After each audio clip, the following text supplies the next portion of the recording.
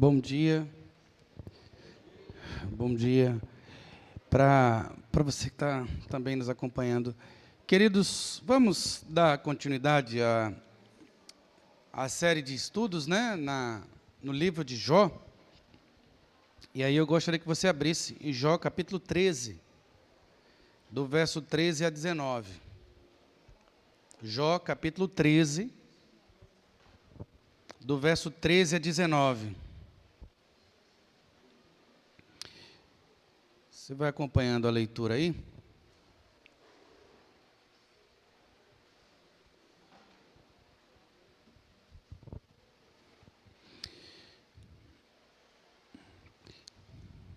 Jó capítulo 13, do 13 a 19, diz assim: Calai-vos perante mim, e falarei eu, e venha sobre mim o que vier. Tomarei a minha carne nos meus dentes, e porei a vida na minha mão. Eis que me matará, já não tenho esperança. Contudo, defenderei o meu procedimento. Também isto será a minha salvação, o fato de o ímpio não vir perante ele. Atentai para as minhas razões e dai ouvidos à minha exposição. Tenho já bem encaminhada a minha causa e estou certo de que serei justificado. 19. Que há que possa contender comigo? Neste caso, eu me calaria e renderia o meu espírito. Baixe sua cabeça, vamos orar. Senhor, nosso Deus e eterno Pai, Criador do céu e da terra, o Senhor é bom, a sua misericórdia dura para sempre. Muito obrigado, Deus, pelo privilégio de estar na tua casa. Muito obrigado, Senhor, pela oportunidade de ouvir a tua voz por meio da palavra. Suplicamos então, ó Deus, que o Senhor guarde o nosso coração de qualquer ansiedade, porque o Senhor tem cuidado de nós, que o Senhor proteja a nossa mente e traga a iluminação, para que possamos compreender aquilo que o Senhor quer de nós. Nos dá uma disposição em te servir, ó Deus, e proclamar o teu evangelho. No nome do teu Filho amado Jesus, aquele que vive e reina para todos sempre. Amém. Querido, deixa eu começar com uma pergunta, né? Você já foi julgado por alguém quando você já estava vivendo o pior momento da sua vida? Então parece que quando não tem mais nada do que acontecer, você é surpreendido com mais uma humilhação. Não é diferente aqui. Estamos no final de um discurso onde os amigos de Jó, em vez de buscar encorajá-lo, levantando a sua esperança, a esperança de Jó para Deus, eles acabam massacrando mais a vida de Jó. Na verdade, muitos acreditam que ser um pastor ou um professor relevante é aquele que sempre está confrontando a igreja, dizendo que a igreja está mentindo, ou dizendo que aquele casal precisa se reconciliar com Deus. E aí vamos de uma maneira mais ampla, dizendo que os professores são relaxados, dizendo que o coral não é unido, dizendo que o grupo de homens não é envolvido. Amados irmãos, achamos que isso é ser pastoral. Mas o próprio Charles Spurgeon, que foi conhecido como o príncipe dos pregadores, ele disse que se o pastor pregar todos os dias, ou todos os domingos, a ira de Deus, a igreja morrerá, porque não vai suportar dor sobre dor. Na verdade, o verdadeiro pastoreio, vamos entender aqui com essas palavras que acabamos de ler. Como pastorear? Mas, muitas vezes, na nossa posição é como suportar o sofrimento. Porque, muitas vezes, no meio da dor, do sofrimento, vamos ter que se posicionar. E como a gente deve se posicionar em meio à dor? Veja, o sofrimento, muitas vezes, é causado por causa dos nossos próprios pecados, do que se queixa o homem, dos seus próprios pecados. Mas, muitas vezes, devemos compreender, à luz das Escrituras e do livro de Jó, que Jó fez alguma coisa de mal no primeiro momento para sofrer o que sofreu? Sim ou não? Não, absolutamente não. O Senhor está ali fazendo de Jó uma prova viva e uma tipologia de um Cristo que viria. Ou seja, não é porque você vem à igreja, não é porque você contribui, não é porque você está ativo, não é porque você preside bem, pastoreia bem, que isso vai fazer você ser imune aos desafios da vida e ao sofrimento. Então, no mundo, você irá sofrer, então se prepare. É bem interessante que eu tenho 2 meninos, e algumas pessoas perguntam, quando é que um menino vira homem? Quando ele aprende e exercita a capacidade de se manter firme, apesar do sofrimento. Porque, amados irmãos, as crianças ainda não entendem, e por isso choram, se desesperam, esperneiam, porque não querem viver sob frustração. Mas nós, como adultos, e a palavra de Deus, muitas vezes Paulo fala assim, eu não pude vos escrever como adultos, mas como crianças, porque no meio da própria igreja havia divisões, e ninguém suportava o próprio dano. Lá em Coríntios, o próprio Paulo fala assim, não tem ninguém no meio de vós que seja capaz de suportar o dano? Ah, amados irmãos, aí fora, suportamos pressões, suportamos palavras mal colocadas, e dentro da igreja, queremos viver em inglês seria um bom pudim, um piece of cake, uma vida só de doces. Mas é no ambiente, justamente, aqui da igreja, que vamos ser moldados à luz das Escrituras. Eu digo que a verdadeira lixa do marido é a esposa, e a verdadeira lixa da esposa é o marido, norteando. Ou seja, os maiores desafios são vividos dentro da própria igreja, dentro da própria casa. No bloco que estamos trabalhando aqui, vem desde o capítulo 11, 12 e finaliza no 13. O capítulo 11, Josafá, que é o terceiro amigo, entra em cena e mostra uma teologia dizendo, você até merece, está merecendo pouco, você merece mais castigo. E para aqueles que recordam, Jó perdeu a família, perdeu os bens, perdeu a saúde, e a única coisa que restou foi a esposa, que disse para ele, amaldiçoa esse teu Deus e morre. Ou seja, os poucos que ficaram, era para ficar do lado, para aumentar mais a dor. E aí, um homem cheio de teologia, Zofar, faz o seguinte, olha, você até está merecendo mais. Queridos, o próprio Jó responde com ironia no capítulo 12, sois vós o povo, e convosco morrerá a sabedoria? Obrigado, viu, Valdemir? Ou seja, diante todo esse tumulto, quando Jó chega e diz assim, é você que é a mão de Deus? Ah, é da sua boca que eu tenho que escutar a sentença? Fala, abençoado. E é bem interessante, na próxima vez que alguém te colocar mais no chão onde você está, olhe para ele e fala assim, pois é, abençoado, fala mais, boca de Deus. A pessoa vai dizer, opa, que é isso? Mas amados irmãos, muitas vezes falamos do nosso próprio coração, vestido de uma boa teologia e de um bom aconselhamento bíblico. Não é comum, viu? Não está ficando incomum, que pastores, no aconselhamento bíblico entre homem e mulher, o próprio pastor diz assim, se separem, vá, deixe essa mulher aí. Sabe por quê, amados irmãos? Vivemos num ambiente onde a solução virou o próprio divórcio, em meio às crises. E quando a gente vai conversar com casais que se divorciaram, falam assim, no meu caso, ainda bem que eu me divorciei, não aguentava mais, fui embora.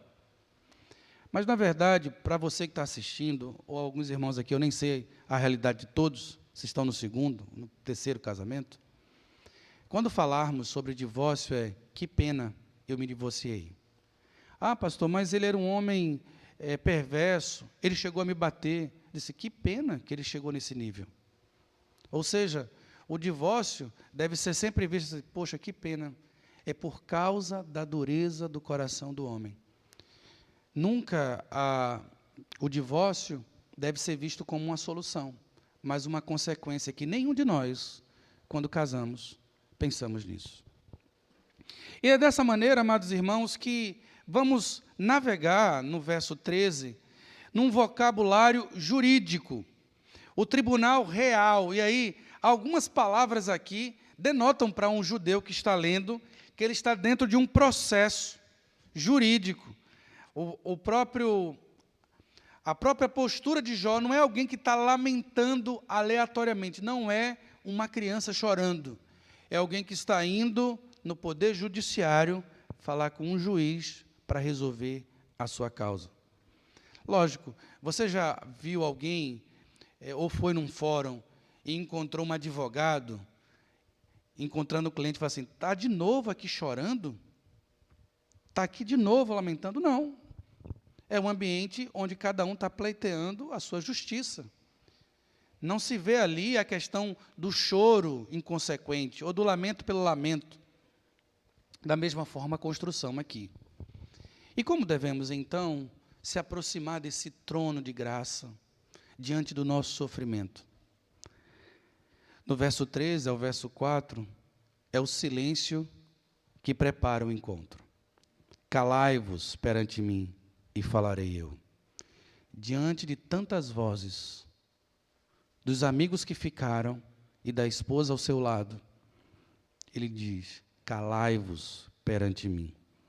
Esse pedido, ele é silencioso, vem logo após os 3 amigos falarem como boca de Deus, e escutam um basta, não é a vocês que eu preciso ouvir. E o silêncio de Jó aqui não é um sinal de eu aguento firme.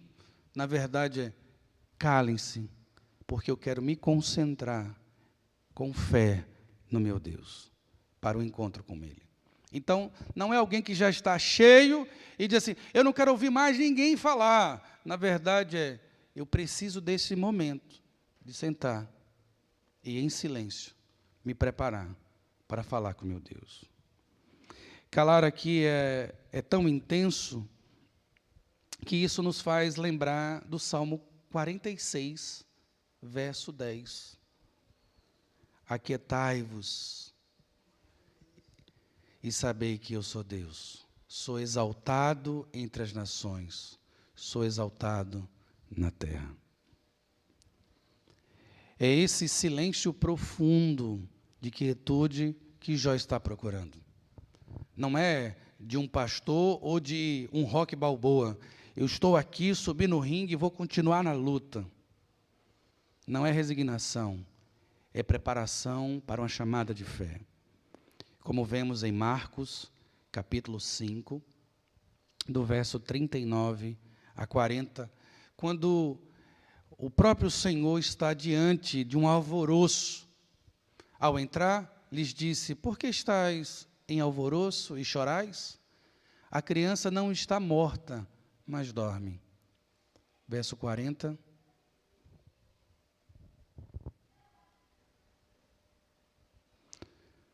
E aí, amados irmãos, no verso 40, ele fica só no quarto e fala a palavra a qual tem até o nome da minha esposa, Talita Cumi.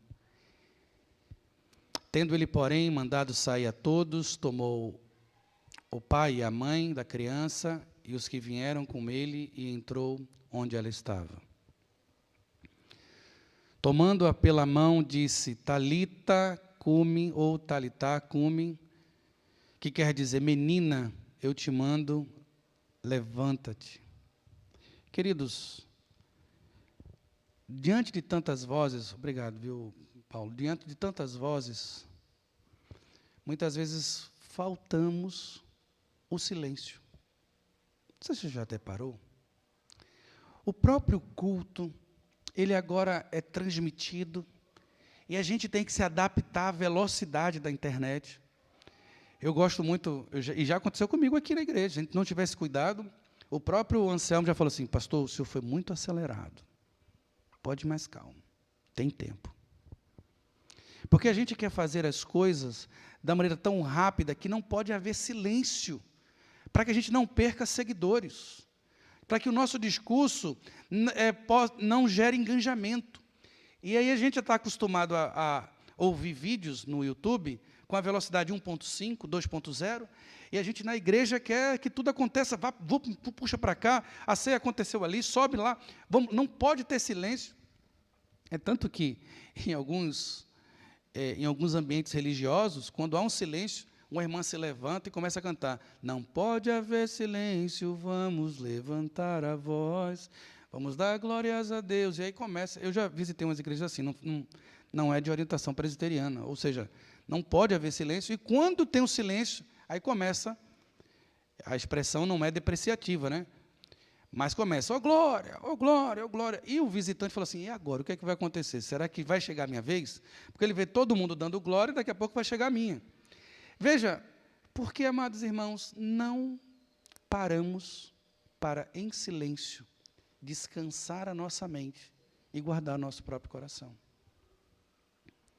Você lembra as liturgias antigas? É assim, o pessoal diz que eu nasci uns 200 anos errado, né? Que a gente entrava na igreja e tinha um momento de oração, ninguém falava. Irmãos, as nossas orações na hora de confissão, algumas vezes demoravam 2 minutos, com alguns irmãos de joelhos, outros contritos, e aí depois se quebrava o silêncio. Hoje, se fizermos isso, o próprio que está tocando começa a tocar. Opa, vamos quebrar, vamos lá, pastor, começa a oração logo aí, começa. E aí eu queria convidar você, eu sei que quem está lá, está na internet, diz assim, poxa, eu vou ter que acelerar, mas que a gente pare, eu vou colocar aqui, já como um exercício, eu vou pedir para que você abaixe sua cabeça, e durante 1 minuto, depois eu vou quebrar o silêncio. Mas fale pouco e fique refletindo mais. Então vamos fazer 1 minuto, abaixe sua cabeça, de oração silenciosa, e depois eu vou quebrar o silêncio. Oremos.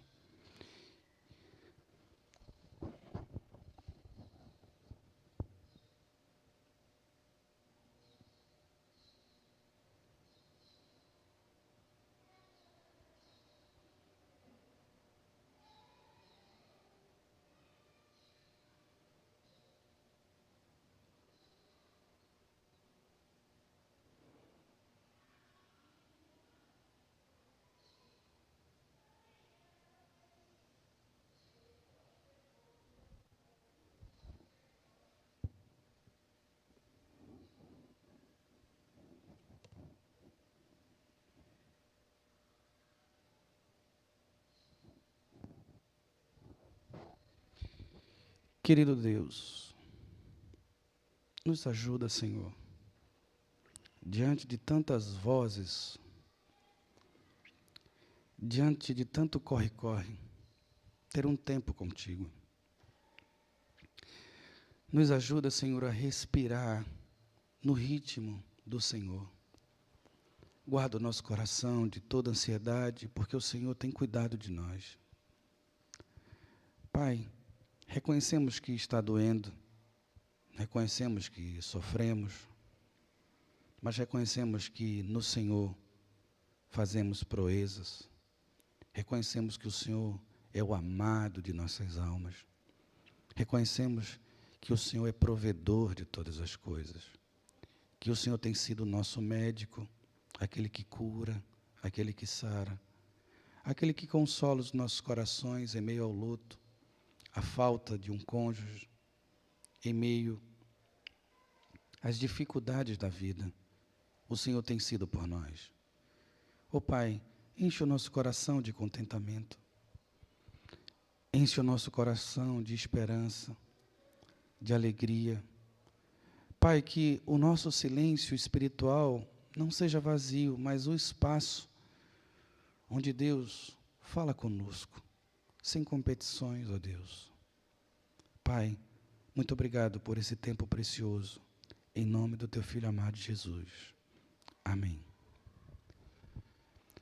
Queridos, eu vou dizer para vocês, eu estudei aqui em São Paulo, no maior complexo da América Latina de ensino técnico, que fica em Guaratinguetá, e lá tinha uma união evangélica e tinha uma capela. Você sabia que eu orava mais na capela do que na união evangélica? Porque quando eu chegava lá, era sempre um barulho tão grande, e era de várias igrejas juntas. Eu disse, meu Deus, aqui, de manhã é o momento para orar.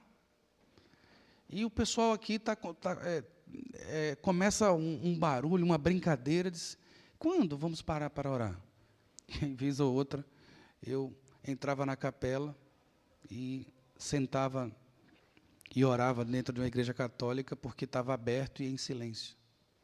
Amados irmãos, que Deus reoriente os nossos corações para, diante desse ativismo todo, a gente passar tempo com Ele. Por isso, eu queria convidar você a uma atividade de 10 minutos de silêncio em casa. Coloque lá o cronômetro. Eu não vou ouvir nada, não vou falar nada, e só quero lembrar das coisas de Deus. Você sabia que a própria yoga diz que há benefícios no silêncio contemplativo, de esperar e ouvir a própria respiração, respirando fundo. Nesse corre-corre não há tempo para isso, mas aprendemos nas Escrituras, calem-se, pois eu estou me preparando para falar com meu Deus. No verso 15, ele leva essa demanda. Olha, cale-se, porque eis que me matará, já não tenho esperança, contudo, defenderei o meu procedimento. Aqui, amados irmãos, é algo pulsante, não é tudo bem, aceito o pior cenário, mesmo assim eu vou a Deus. Aqui não é desespero, na verdade, é uma fé pura que existe. Foi assim que aconteceu no Getsemane. Preste bem atenção, nenhuma ação, escolha ou atividade relevante de Jesus Cristo aconteceu em meio ao barulho. Deus se separa e sobe ao monte para orar, para escolher os discípulos, para estar com Ele. Ele se separa para estar em oração. E na preparação para a cruz, se inicia com um momento de oração e silêncio no Getsemane. Por isso eu queria até convidar você, se você tiver a oportunidade de ir em São Bento do Sapucaí, tem uma igreja presbiteriana lá em cima. Ela é do lado da indústria do olival Olique, eu acho que é isso. E lá tem um olival enorme. E o pessoal da igreja vai lá e ora. Mas pensa numa colina que você não escuta nada, menos o vento, contempla a natureza. É muito parecido com as pescarias, quando você vai no meio da semana, onde você contempla a natureza e descansa no Senhor.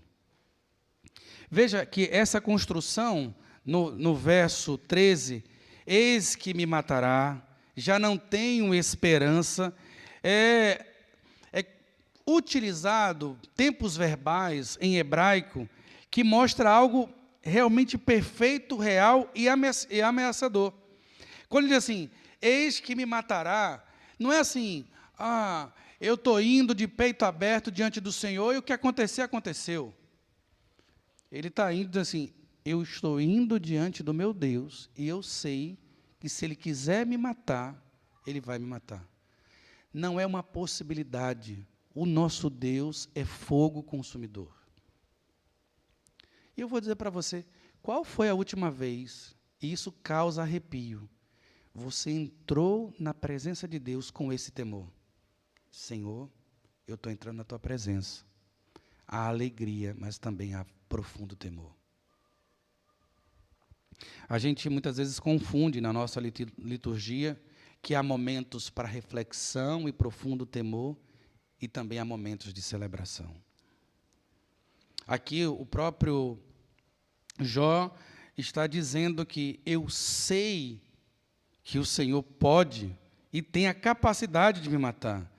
Na própria estrutura, e esperarei. Aqui eu não tenho esperança, veja, eu sei que ele me matará, verso 15, ainda estou no verso 15, e já não tenho esperança. A ideia é completa que, queridos, ele vai me matar, e onde vai estar a minha esperança no que ele fizer?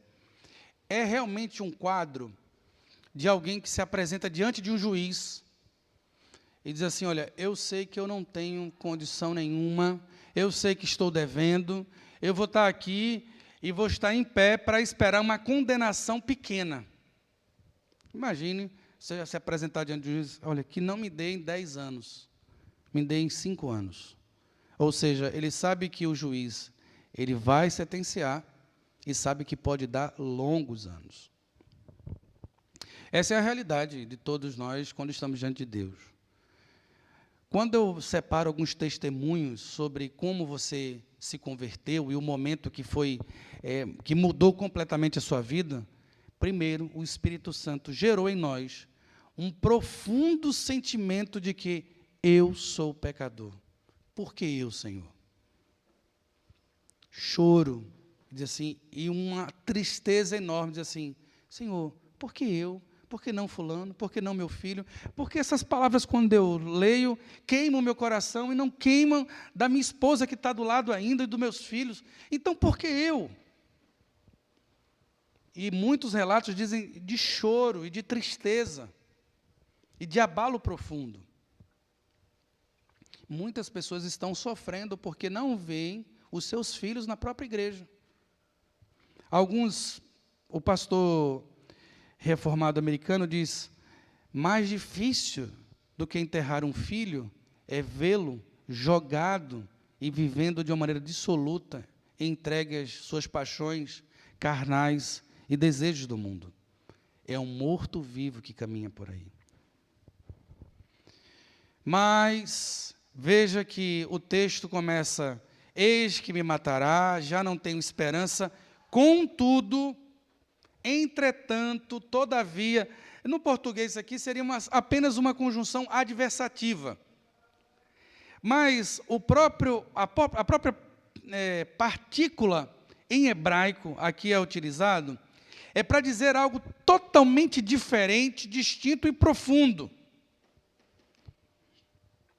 O próprio judeu utilizava isso diante de uma crise enorme. Por exemplo, eu perdi o meu filho, todavia me alegrarei. Era algo terrível que tinha acontecido e encontrado no Senhor alguma solução. Isso nos faz, e aquilo que é observado em Abacuque 3,17. Abacuque 3,17 começa... Não, é Abacuque, aí está em Hebreus. Abacuque 3,17, que diz assim, ainda que a figueira não floresça, nem haja fruto na vide, o produto da oliveira minta, e os campos não produzam mantimento. As ovelhas sejam arrebatadas do aprisco, e nos currais não haja gado. Próximo. Todavia, esse todavia é a mesma conjunção adversativa lá do texto que a gente está lendo em Jó. Todavia, eu me alegro no Senhor. Veja que algumas vezes a gente cita decorado, eu me alegrarei. O texto aí coloca um presente concreto e contínuo. É Ele a minha alegria. E é esse Senhor, é o Deus da aliança, o Deus de pacto, que não joga fora o seu povo. É um Deus que, apesar do deserto, Ele tem um pacto comigo e me livrará e me levará para Nova Jerusalém, para a terra que manda leite e mel. É esse Deus de pacto. Eu me alegro nesse Senhor e exulto no Deus da minha salvação. E quem é o Deus da minha salvação é apresentado de forma clara em Romanos 8, 38 a 39. Eu quero agradecer pela vida do que está passando o slide, do Paulo, porque assim, era para eu passar aqui, viu, irmão, mas eu tenho dificuldade aqui de passar e olhar. Ele não estava escalado para isso, não. Em Romanos 8, 38, diz assim, ó, porque eu estou bem certo de que nem a morte, nem a vida, nem os anjos, nem os principados, nem as coisas do presente, nem do porvir, nem os poderes, nem a altura, nem a profundidade, nem qualquer outra criatura poderá separar-nos do amor de Deus que está em Cristo Jesus, o nosso Senhor. O amor de Deus, lá em Abacuque, é revelado aqui, Jesus Cristo, o nosso Senhor. Veja que a conjunção que é colocada lá em Abacuque, olha, eu não tenho mantimento, eu não tenho alegria, eu não tenho como me sustentar, todavia eu me alegro no Deus que tem um pacto com o seu povo e no Deus que vai apresentar o Cristo, o Filho de Deus, o Deus conosco. Então, queridos, é essa conjunção que o próprio Jó está remetendo. Eu sei que eu estou sofrendo. Eu sei que poderia resolver mais. Mas, na minha cálice, eu preciso um tempo com um juiz dos juízes. E posso não ser atendido. Mas, independente da sentença, eu me alegro no Deus da aliança e exulto em Jesus Cristo, o meu Salvador. A fé bíblica madura não é uma fé que a gente não possa gerar dúvidas. Mesmo com dúvida, eu continuo marchando. Eu continuo na luta. Mesmo sem todas as respostas, eu continuarei vindo para a igreja. E muitas vezes em situações desafiadoras, Senhor, eu não sei o que fazer nesse cenário. E aí a voz que pode estar falando no seu coração é: continue orando, continue pregando, continue servindo. Quem disse que a resposta para tudo, para você, nesse tempo? Uma coisa é certa, há serviço a todo momento e a todo tempo é tempo para obedecer. Por isso, alegrei-me quando me disseram, vamos à casa do Senhor. O próprio irmão Marcelo dizia, filho, são duas coisas, são algumas coisas que você tem que fazer mesmo sem querer. E uma delas é ir à igreja. Alegrei-me quando me disseram, vamos à casa do Senhor. É a perspectiva de que, independente de como esteja o meu cenário, eu tenho que estar com o povo da aliança, porque o meu Redentor vive. E aí você pode estar no momento onde tudo fala contra você. Saúde, finanças, relacionamento. Mas eu quero dizer para você, lembre-se, contudo, eu me alegro no Senhor e exultarei no Deus da minha salvação. A fé que fica bonita não são quando as coisas boas acontecem, mas é a fé que, mesmo que, todavia, mas, entretanto, apesar de todo esse cenário, eu me alegrarei no Senhor. Por isso, queridos, a gente não pode deixar de falar para os nossos filhos que estamos passando aqui e somos peregrinos. A Kedma está nos visitando e aí, Jonas, como é que eu vou me comportar aqui? Eu fico em qual quarto? Eu disse, Kedma, fique tranquilo. eu não posso nem dizer que a casa é minha, que eu sou peregrino aqui. Ela, eita, é mesmo. Usufrua, querida. Estamos aqui apenas de passagem. Usufrua. Aí ela, tá bom. Seja aceita. Ou seja, até essa ideia de posse, aqui é a minha casa, aqui é onde eu não posso ser rejeitado, aqui é onde eu não posso ter frustrações. Deixe isso.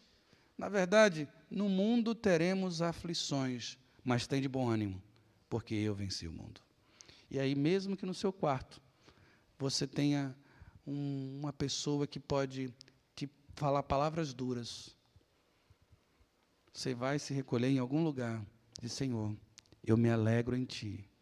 E como eu percebo o que o Senhor já fez por mim. Esses dias, na sala de casais, alguém disse, não, pastor, se chegou nesse limite, tem que se separar. Eu digo, eu quero dizer para vocês que eu já escuto irmãs que chegaram nesse limite e continuam casadas. Algumas vezes a gente não pode nem compartilhar por causa da gravação na internet, mas, queridos, o mundo aí fora quer tanto fragilizar a dor, que é assim, não, isso é inaceitável, separa desse homem. Não, se essa mulher te trata assim, não aguenta nem mais um dia com ela.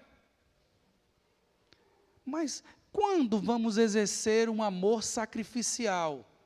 Aquele que a gente vai até suar, derramar sangue. Aí eu pergunto àqueles que estão entre nós, já que estamos dentro de um time de longa vida, vocês sabem que, na verdade, o verdadeiro amor é regado com suor e lágrimas. Quando olhamos para trás e vemos que a educação dos filhos não é feito um terreno baldio, mas como uma lavoura de alface que a gente tem que estar constantemente olhando se tem largatas, se choveu. A vida é assim. A vida fácil oferecida aí fora, amados irmãos, é porque elas procuram no mundo, mas nós devemos procurar em quem? Em Deus. É por isso que no verso 16 diz, também isto será a minha salvação, o fato de o ímpio não vir perante ele. Atentarei para as minhas razões e dai ouvidos à minha exposição. E ele começa apresentando e dispor em ordem. E aqui, amados irmãos, no verso 17, 18 e 19, vem utilizando uma peça jurídica. Uma linguagem sagrada até, e utilizada em muitos manuais militares ao mesmo tempo. Deus, ao mesmo tempo, Ele é a oferta da nossa batalha. Eu sei que conheço com certeza. Jó não está aqui pedindo para ser declarado perfeito. Ele está pedindo para ser declarado íntegro por Deus, que conhece ele por dentro. Senhor, me ajuda a encontrar dentro de mim aquilo que teu filho fará por nós, a tua justiça. Meu filho Caleb até perguntou, pai, como Jó foi salvo sem Jesus? Jesus veio bem depois de Jó. Só que aqui o próprio Jó e aquele povo que viveu antes de Jesus foram salvos na fé do Messias que viria. E nós somos salvos na fé no Messias que já veio. Ou seja, tanto o passado como o presente apontam para Cristo. Ele é a nossa justificação. Ele é a materialização do Deus encarnado que vive em nós, que veio ao nosso encontro quando nós ainda éramos pecadores.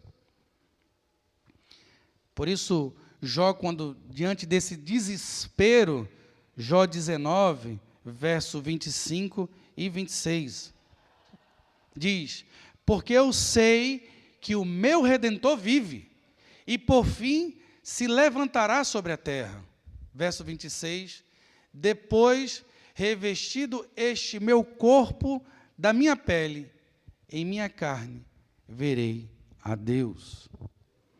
os meus próprios olhos, verão o Senhor. Veja, ele está se desfalecendo, o seu corpo cheio de feridas. Mas eu digo, sim, mas se eu me desfalecer hoje, esses mesmos olhos verão o meu Redentor, porque Ele vive. E porque Ele vive, temor não há, e porque Ele vive, eu posso crer no amanhã.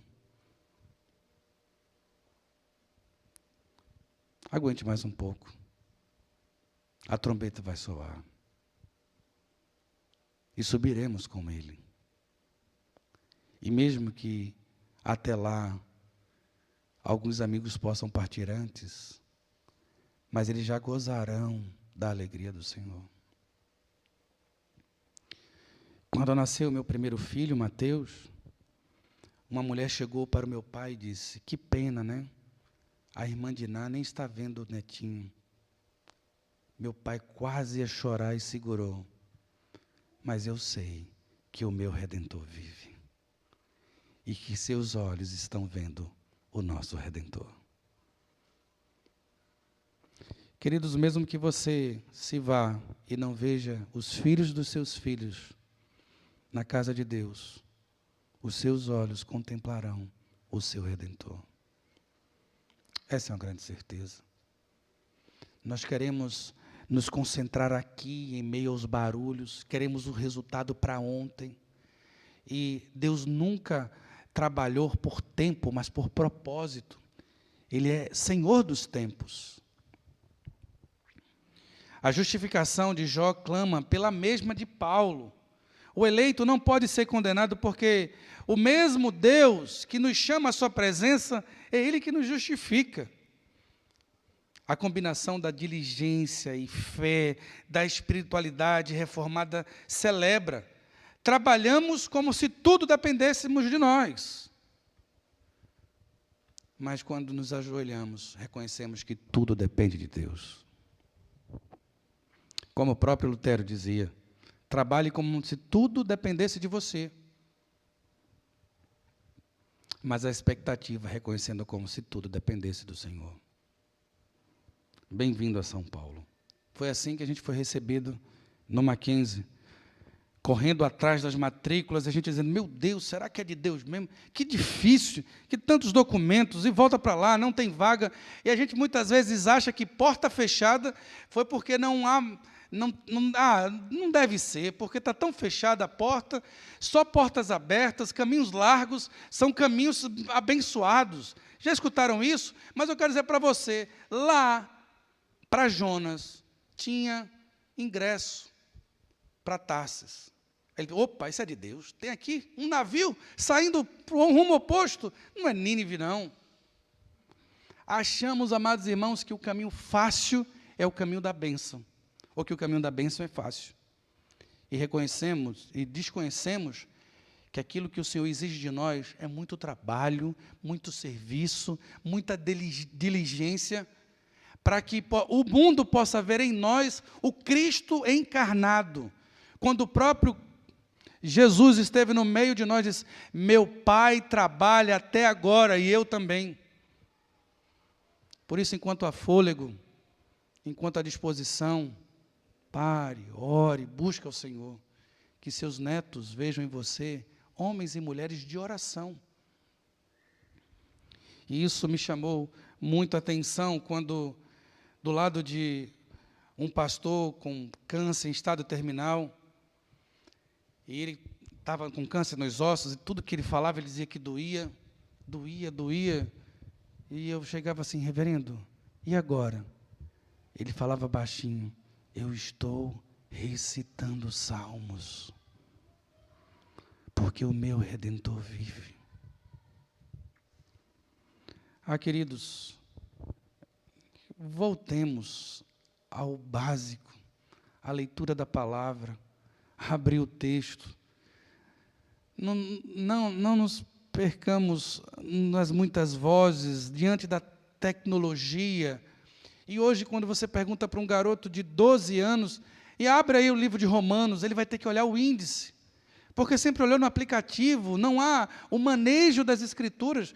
E na própria escola bíblica dominical nos rendemos a uma tecnologia e esquecemos do contato, do chorar, do orar junto. Eu acho que hoje é um chamado para que a gente possa contemplar e usufruir um do outro. Eu sei que o mundo aí fora diz que o melhor lugar do mundo no feriadão agora seria onde? Na praia, Paraty, Ilhabela. Eu te convido, vai lá sozinho. Fica lá sozinho, torrando ali no sol, por um tempo. Você vai dizer, ai, que bom, mas daqui a pouco vai dizer assim, cadê o Eunice? Eita, cadê o Sérgio? Eita, que saudade da Laurita. Aí sabe o que você vai fazer? Você vai abrir um celular para conversar com alguém. O melhor presente que temos aqui é um ao outro, irmãos. É verdade. É verdade. Não é a praia. E aí eu convido você, abra uma foto de um castelo e fica olhando para o castelo. Imagina eu ali, sozinha. Daqui a pouco você diz, meu Deus, o que é que eu estou desejando para a minha vida? E se tiver com vontade, é por isso. Abra, se estiver no lugar, mande um áudio. E aí, Laurita, tudo bem? E aí, vovó Elza, tudo bom? Bom dia, Deus te abençoe. O irmão Davi. E aí, alguns presbíteros ligam até de madrugada, quase. 10 horas, 10h30 para alguns já são para orar e cantar. Mas faça isso. Isso é presente de Deus. Temos um ao outro. Memorizemos em família a palavra de Deus. O homem que pediu um arbítrio e receber um filho. A preparação aqui, amados irmãos, Cristo não apenas mediou o caso de Jó, mas assumiu o caso de Jó com toda humildade. Foi ao tribunal e carregou a condenação e ressuscitou, e o veredito final é, está pago, está justificado. Aquele pedido de Jó, eu vou procurar um grande juiz, aquele que vai pleitear a minha causa, apesar de todo o sofrimento. Veja, isso remete lá, eu sei que o meu Redentor vive. E aí podemos ver Jó já finalizando o nosso estudo. Jó capítulo 45, já no final. Para que a gente possa... Eu sei o que o texto é conhecido, mas quando eu me tornei reformado, Jó 42, eu li o versículo aqui embaixo, Jó 42, eu não sabia de tudo. Eu estava com 15 anos e estava numa igreja em que a salvação era pelas obras. E Cristo se revelou para mim que a salvação é por graça. Mas vieram tantas perguntas que eu dizia assim, mas eu não sei te responder. E esse texto me fazia pensar, Jó 42, então respondeu Jó ao Senhor, bem sei que tudo podes, e nenhum dos teus planos pode ser frustrado. Verso 5. Eu te conhecia só de ouvir, mas agora os meus olhos te veem. Por isso, me abomino e me arrependo no pó e nas cinzas. E na cinza. Você pode passar por esse mundo e não ter todas as respostas, mas o seu Redentor vive. Caminhamos aqui para conhecer, corramos e prossigamos em conhecer ao Senhor. Mas esse conhecer aqui, amados irmãos, não é apenas uma sabedoria cognitiva. Corramos e prossigamos em conhecer, em vivência com o Senhor. Que aquilo que está aqui nas Escrituras, possa ser perfume da nossa pele. E que Deus nos abençoe. Abaixe sua cabeça, vamos orar. Querido Deus e Pai, muito obrigado, porque diante de tantos desafios na vida de Jó, nós somos lembrados que Jesus Cristo sofreu por nós. Pai, muito obrigado. E nos ajuda, diante de tantas vozes, até muitas vezes teológicas, querendo explicar aquilo que o Senhor ainda não revelou. Ou querendo impor sobre nós aquilo que a Tua palavra nunca impôs sobre nós. Que possamos ter a coragem de ficar em silêncio e ler a Tua palavra e esperar apenas do Senhor. Por isso suplicamos, ó Deus, guarda os nossos pastores, para que falem da parte do Senhor e não do seu coração. Guarda, Senhor, os nossos presbíteros, para que possam aconselhar segundo a Tua palavra, que é lâmpada para os meus pés e luz para o nosso caminho, ó Deus. Nos ajuda, Senhor, a levar o nosso pleito diante de Ti. Mesmo reconhecendo todas as nossas falhas, nossas negligências, os nossos pecados, a nossa frieza, todavia, Senhor, nos alegramos no Deus da nossa aliança. Exultamos em Ti, ó Jesus Cristo, pelo Teu sangue derramado e selado em nossos corações por meio do Espírito Santo, o qual se move em nós, apesar de nós, e nos envia ao mundo.